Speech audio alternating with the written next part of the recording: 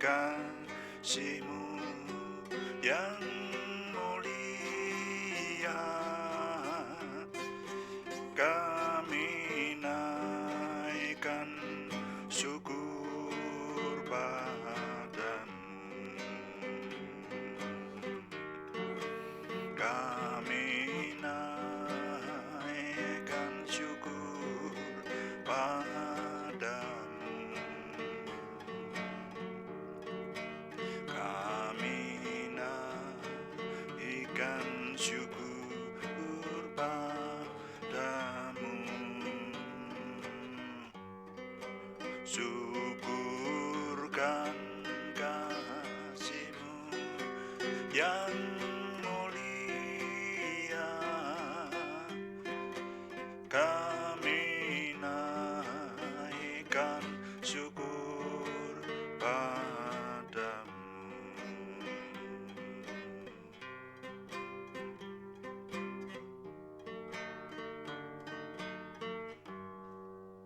Bapa, kami mengucap syukur untuk malam hari ini. Tuhan memberkati kami.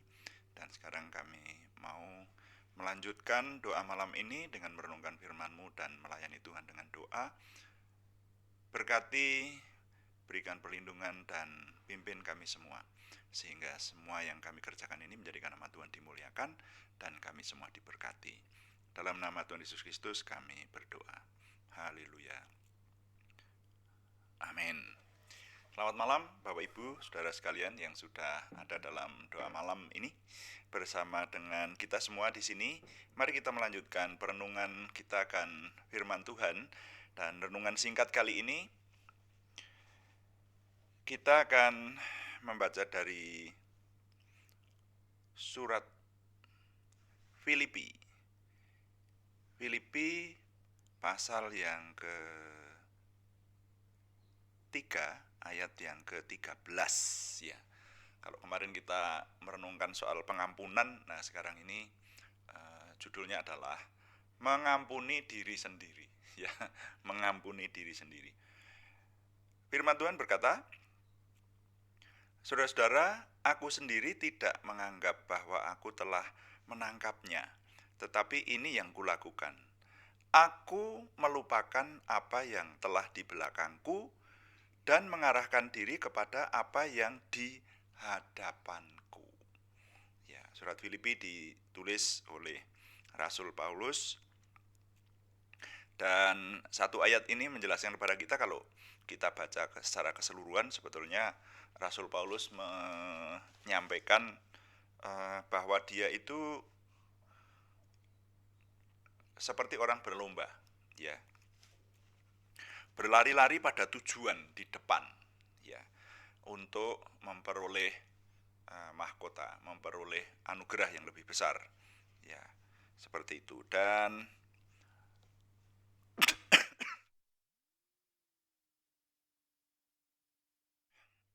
minta maaf, pada ayat yang ke-13 ini Rasul Paulus menekankan, aku sendiri sebetulnya belum memperolehnya, seperti itu. Jadi apa yang dikejar itu belum tertangkap, tapi yang dilakukan adalah, di sana ditekankan, aku melupakan apa yang telah di belakangku dan aku mengarahkan diri kepada apa yang ada di hadapanku, dan berlari-lari untuk sebetulnya disambung dengan ayat yang ke-14 ya. Aku melupakan apa yang ada di belakangku dan mengarahkan diri kepada apa yang ada di hadapanku, dan berlari-lari kepada tujuan untuk memperoleh hadiah, yaitu panggilan surgawi dari Yehuwah dalam Kristus Yesus. Nah, saudara, perhatikan di sini, aku melupakan apa yang ada di belakangku. Saudara, kalau berbicara masalah pengampunan, apakah saudara pernah mengalami merasa bersalah? Kalau saya pernah. Bahkan yang mengejar sampai lama, dalam waktu yang lama, itu saya punya pengalaman berkali-kali, saudara ya. Jadi merasa bersalah kemudian perasaan bersalah itu mengejar. Ya, saya memberikan contoh saja ya.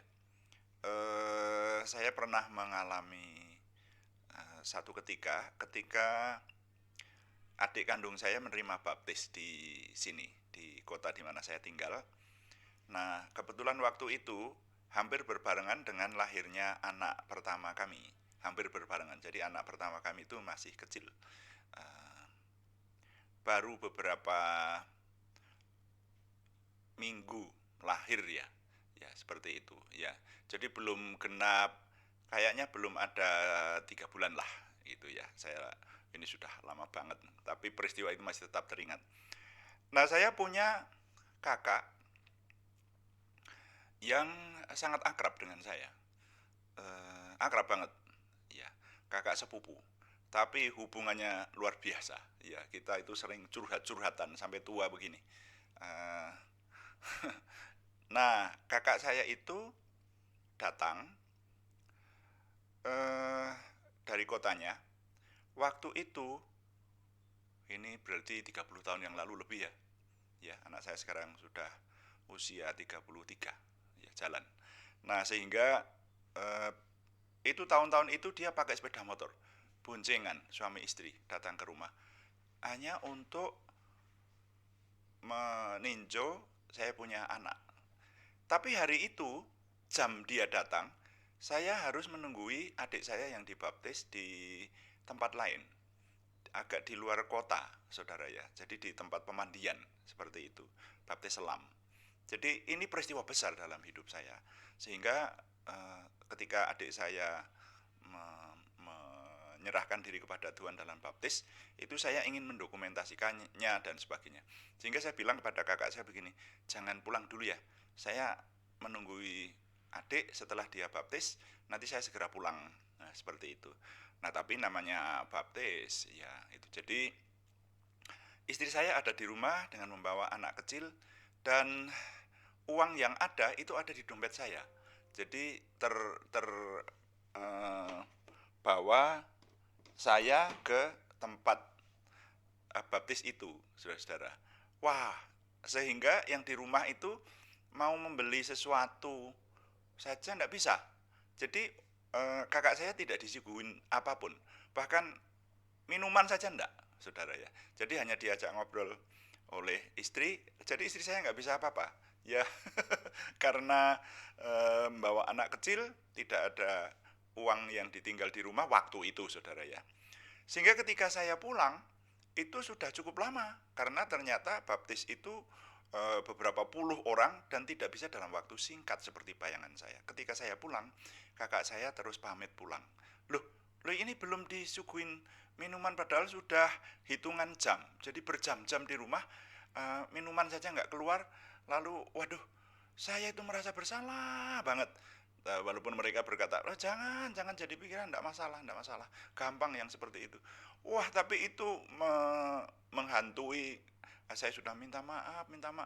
Ini soalnya ya kakak sepupu yang paling akrab itu datang ke rumah.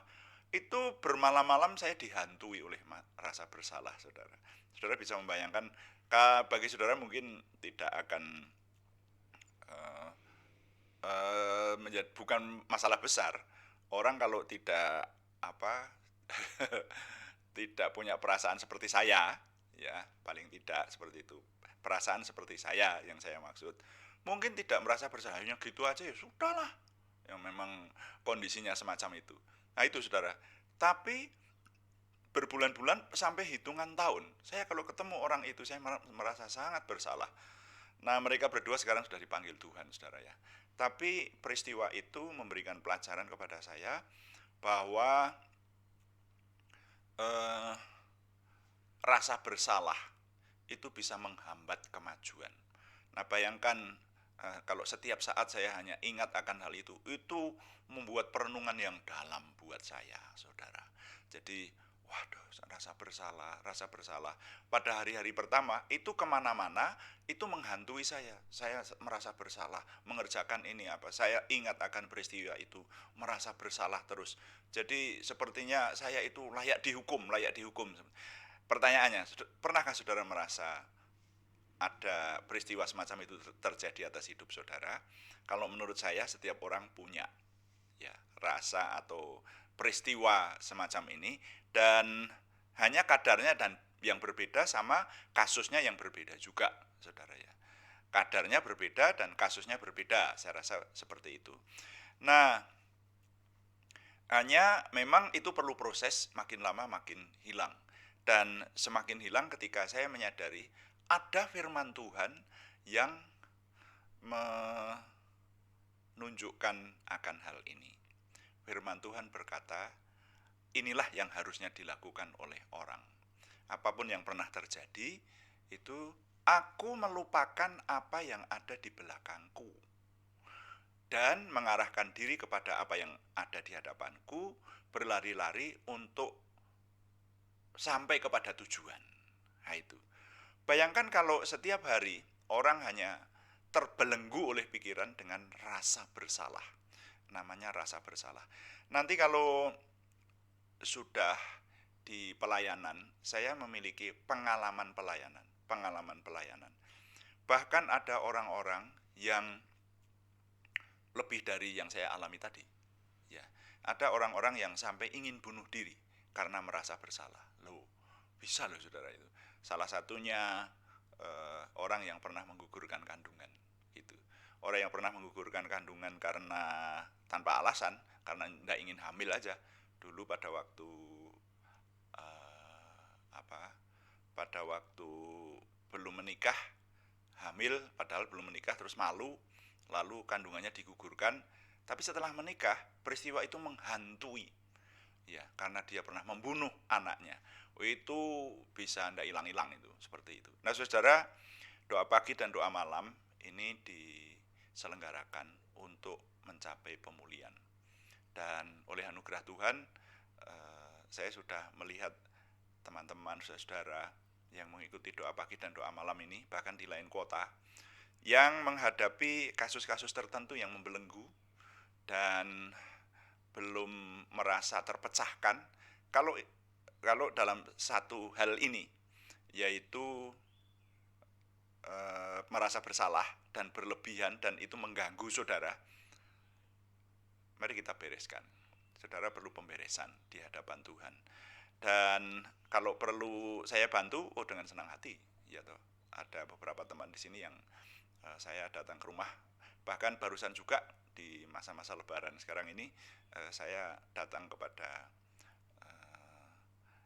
sahabat ya saudara yang mengikuti pelayanan kita ini, datang ke rumah dan ya mengadakan pertemuan sebagaimana perlunya untuk membawa kemuliaan bagi nama Tuhan dan membangun saudara ya. Jadi saya ketemu dengan orang-orang yang bahkan sudah tidak mau hidup gitu. Sedemikian menyesalnya akan apa yang pernah terjadi, dan saya pakai istilah orang itu tidak mengampuni dirinya sendiri namanya. Nah, mari kita mengembangkan sikap ini. Kita juga mengampuni orang lain, tapi juga mengampuni diri sendiri. Saya terus teringat berita di beberapa puluh tahun yang lalu. Ada sebuah berita di luar negeri yang waktu itu cukup menghebohkan. Ada seorang kaya seperti itu. Dia berada di salah satu negara bagian. Dia sedang menjemput anak dan cucunya di bandara yang naik helikopter dari negara bagian yang lain. Nah, ketika sang kakek ini masih ada gambarnya di situ waktu itu ya. Hanya saya clipping ini, tapi saya ceritakan kisahnya saja. Menjemput anak dan cucunya di situ di bandara. Ketika mereka tiba, maka sang kakek ini sedemikian gembiranya, saudara, lalu menjemput anak dan cucunya itu di dekat helikopter yang bersangkutan. Dan begitu anak cucunya turun, maka dia segera, biasa toh seorang kakek gitu ya, segera menerima cucunya di dalam pelukannya. Dan sedemikian gembiranya, maka dia memperlakukan cucunya itu dengan cara diangkat-angkat begini saudara ya. Wah, diangkat sambil Kalau orang Jawa Tengah berkata ngudang, ya jadi wah cucuku dan seterusnya. Dia tidak menyadari bahwa baling-baling helikopter masih terus berputar dan dia mengangkat cucunya terlalu tinggi sehingga kepalanya terkena baling-baling itu dan tewas seketika, saudara ya. Saudara bisa membayangkan seorang kakek yang mendapati peristiwa semacam itu, betapa menyesalnya dia, saudara ya. Betapa menyesalnya dia telah membunuh tanpa sengaja cucunya sendiri, gitu. Dan pada momen yang seharusnya mereka bersuka cita. Nah, peristiwa semacam ini banyak terjadi, hanya kadarnya berbeda. Kalau itu terjadi kepada saudara dan saya, mari ingat akan ayat ini.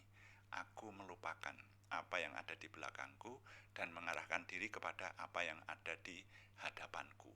Ini firman Tuhan ini memberikan kepada kita untuk kita mengampuni diri kita sendiri. Saya berkali-kali ketemu saudara, orang yang di hadapan saya di konseling, kemudian saya ajak, ya sudah itu dilupakan aja. Tetap berkata sambil nangis, tidak bisa Pak, tidak bisa. Kesalahan ini terlalu besar buat saya, tidak bisa. Bahkan Tuhan pun tidak bisa mengampuni kesalahan saya ini. Memang ada yang seperti itu. Kesalahan terlalu besar sehingga Tuhan tidak bisa mengampuni kesalahan. Yaitu karena perasaan dari yang bersangkutan itu sedemikian besar merasa bersalah, saudara. Nah, yang seperti ini, maka kalimat yang tepat adalah, ya kalaupun Tuhan menurut yang bersangkutan itu belum mengampuni, tapi yang bersangkutan harus mengampuni dirinya sendiri. Makanya judul dari renungan ini adalah mengampuni diri sendiri. Padahal Tuhan itu pasti mengampuni. Yesus datang di kayu salib itu justru untuk menebus segala kesalahan kita itu. Hal-hal yang sia-sia yang kita lakukan itu ditebus oleh Tuhan Yesus sepanjang kita tetap percaya kepadanya dan mendatanginya sebagai imam besar agung kita yang membawa keberesan hidup, memberikan hal-hal yang baik, memberikan hidup kekal kepada kita yang menjadi murid-murid Kristus. Nah, tentang mengampuni diri sendiri itu ada ilustrasinya. Ini sebagai penutup. Ilustrasi saja ya, cerita ilustrasi. Ada seorang yang berjalan dari Kopeng ya, di kota ini kota Salatiga, itu kurang lebih 12 sampai 15 kilo lah ke atas begitu ada namanya Kopeng. Nah, di sana itu penghasil banyak sayuran dan hasil bumi. Lalu kendaraan umum yang ada di sana itu bis kecil, bis 3/4 itu ya. Nah, ada seorang ibu tua yang mau membawa dagangannya dari Kopeng ke arah kota Salatiga, jadi dari desa ke arah kota. Ibu tua itu menggendong sayuran yang akan dijual di kota, digendong begitu, dan kebetulan bis penuh, jadi tidak bisa duduk, sehingga dia harus berdiri di bis itu. Lalu ketika membayar ongkos kepada kondektur bilang begini, ibu tua, ini gendongannya diletakkan saja ya supaya ibu tidak terlalu berat begitu. Lalu ibu nanti berdiri dan berpegangan kepada pegangan yang ada. Tapi ibu itu berkata begini, wah enggak saya letakkan, kasihan sopirnya. Karena nanti kalau saya letakkan, itu nanti Pak sopir kan semakin berat. Ya ini saya membantu sopir supaya tidak terlalu berat, seperti itu. Nah itu saudara bisa membayangkan. Itu semua sudah ditanggung oleh sopir dan mobil itu dengan alat mobil itu, maka semua beban yang ada di dalamnya itu sudah ditanggung semuanya, sudah menjadi ringan, sudah tidak masalah itu. Walaupun digendong atau tidak, maka tidak akan memberatkan siapa-siapa. Bahkan ibu itu yang membebani dirinya sendiri seperti itu. Ya, Yesus itu sudah menebus dosa kita, sudah mengampuni, sudah menyucikan hidup kita. Nah, sehingga kalau Yesus saja mengampuni, menanggung semuanya, maka yang bersangkutan harus bisa mengampuni diri sendiri, meletakkan beban itu. Jadi Jadi ibu tua itu seharusnya meletakkan beban itu, maka dia akan menjadi ringan. Nah, ini mirip ilustrasi semacam itu. Mengampuni diri sendiri artinya melupakan apa yang ada di belakang dan mengarahkan diri kepada apa yang ada di depan. Untuk berlari-lari pada tujuan memperoleh hal yang lebih baik dari Tuhan. Tuhan dipuji, amin. Mari kita melayani Tuhan dengan doa. Saudara-saudara sekalian, kita akan pujikan, kuduskan tempat ini, dan kita akan berdoa untuk doa syafaat umum dan juga nama-nama yang harus masih kita bawa di hadapan Tuhan. Ya, jadi sampai hari ini saya masih menerima ada saudara yang harus dibantu, dan puji Tuhan yang kita doakan yang ada di rumah sakit, ada kemajuan, itu melaporkan kepada kita yang seperti ini. Saya mengucapkan terima kasih sehingga kita mengetahui perkembangan yang ada ya. Haleluya.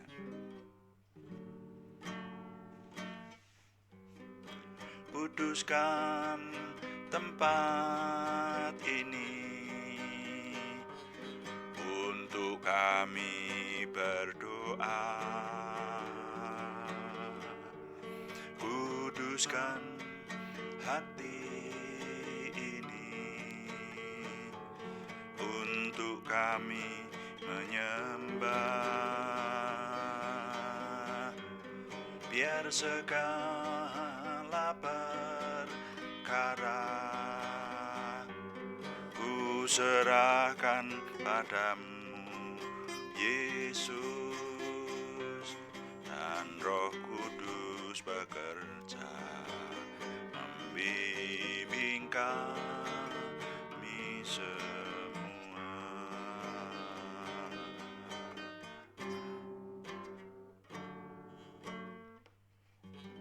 Bapak, terima kasih untuk malam hari ini. Tuhan memberkati kami menyelesaikan doa malam kami. Terima kasih untuk firman-Mu, dan biarlah firman ini Engkau sertai dengan kuasa-Mu seperti yang Tuhan janjikan kepada kami, sehingga membawa perubahan, pembaharuan, pemulihan kepada semua kami yang mendengar, dan bahkan kami dapat menggunakan dalil-dalil, nilai-nilai dari rahasia firman Tuhan yang Tuhan bukakan ini untuk menolong orang-orang yang ada di sekitar kami, sehingga Tuhan semakin dimuliakan dan kami semakin diberkati. Terima kasih, kami berdoa untuk situasi di tengah bangsa dan negara kami. Mohon Tuhan yang terus menolong kami, sehingga semuanya ada dalam damai sejahtera, ya Tuhan. Berkati semua yang kami kerjakan, termasuk hari ini adalah hari terakhir dalam minggu ini. Besok kami akan mempersembahkan ibadah kami di tempat kami masing-masing. Tuhan memberkati hamba-hamba Tuhan yang sedang mempersiapkan segala sesuatunya, pelayanan. Tuhan sertai dengan pengurapan yang dari tempat Maha Tinggi, sehingga semua yang kami terima diterima oleh jemaat Tuhan, semuanya membangun, semuanya menjadikan nama Tuhan dimuliakan, dan kami semua semakin diberkati. Tuhan, izinkan kami mendoakan saudara kami yang nama-namanya masih dikirim dalam minggu ini untuk berseru kepada Tuhan, memerlukan pertolongan kepada Tuhan, terutama yang membutuhkan kesempurnaan kesembuhan, baik yang ada di rumah sakit, yang masih dalam tahap penyembuhan sudah ada di rumah, yang cuci darah, yang kemoterapi, yang kesembuhan dari luka, kecelakaan. Dari nama-nama ini kami menyerahkan kepada Tuhan untuk Tuhan menolong, dan Tuhan memberikan pemulihan itu segala usaha yang diberikan. Kami mohon Tuhan berkati, membawa kesempurnaan kesembuhan. Kami berseru dalam nama Tuhan Yesus Kristus, Yeshua HaMasiah. Kami mohon Tuhan memberikan kesempurnaan kesembuhan kepada saudara kami Aryati Wirawan, saudara kami Arni Setiawati, saudara kami Budi Suswanti, saudara kami Yohanes Sutarman, semuanya di Purwodadi, kepada saudara kami Siti Rondiah, saudara kami Cahyani Bagiowati, semuanya di Semarang, saudara kami Alek Giovanni Wibowo di Salatiga, saudara kami Kristiningsih Joko Widodo di Yogyakarta, saudara kami Sugiem Joyo Suwarno juga di Yogyakarta, saudara kami Robi Uli di Jakarta. Kami mohon Tuhan menjamahkan tangan-Mu, memberikan kesempurnaan kesembuhan kepada nama-nama yang kami panjatkan, juga pergumulan selain kesembuhan bagi saudara-saudara kami, yaitu saudara Sri Purwati di Penawangan, saudara Yohana Asri Sabtorini di Kediri, saudara kami anak Mas Thomas Setyo Adi Prakoso di Purwodadi. Tuhan memberikan jawaban atas doa mereka, mengabulkannya, memberikan jalan keluar, terobosan baru, sehingga pertolongan Tuhan sangat nyata kepada kami. Tuhan, kami mohon Tuhan yang menyempurnakan segala yang kami kerjakan dalam pelayanan ini, baik onsite maupun online. Dari segala sesuatunya kami mohon Tuhan yang menolong kami, sehingga semuanya sempurna bagi kemuliaan nama Tuhan. Terima kasih Bapa di surga. Kami mengucap syukur setiap hari Tuhan memberikan kepada kami kekuatan yang dari Tuhan, baik melalui firman-Mu, melalui jawaban doa, melalui kuasa Tuhan, melalui Roh Kudus yang semakin dominan menolong kami, sehingga hidup kami semakin kami rasakan mencapai pengenalan akan Tuhan lebih lagi. Semakin kami memiliki percaya diri, memiliki optimisme, antusiasme, semangat, dan bergairah menyambut masa depan untuk menang bersama dengan Tuhan. Terima kasih Bapa. Kami mohon Tuhan yang menyempurnakan doa kami oleh pertolongan dan pimpinan Roh Kudus, karena semuanya kami persembahkan dengan mantap, percaya dalam nama Tuhan Yesus Kristus Juru Selamat kami. Haleluya. Amin. Demikian doa malam hari ini, saudara-saudara. Terima kasih kepada semua yang sudah mendukung bersama kita di sini. Kami terus beritahukan bahwa doa ini dilaksanakan sehari 2 kali. Jadi saya mengundang saudara yang suka berdoa, yang suka menimba kekuatan dari Tuhan melalui perenungan firman Tuhan, silahkan hadir bersama kami, saudara ya. Kalau pagi hari jam 5, ya jam 5 pagi. Dan kalau sore jam 6 sore atau jam 18 waktu Indonesia bagian Barat, renungan kita antara setengah jam sampai 40 menit biasanya. Hanya itu kita menyediakan waktu untuk Tuhan, untuk bersekutu bersama, mendengarkan firman Tuhan, menimba berkat-Nya, dan melayani Tuhan dengan doa bersatu hati semacam itu. Karena itu kami tetap mengharapkan dukungan dari Anda, baik dukungan doa, dukungan subscribe, like, komen, dan share, bagikan kepada teman-teman lain, sehingga lebih banyak lagi yang bersama kita melayani Tuhan dan diberkati oleh Tuhan. Selamat malam, Tuhan memberkati. Amin.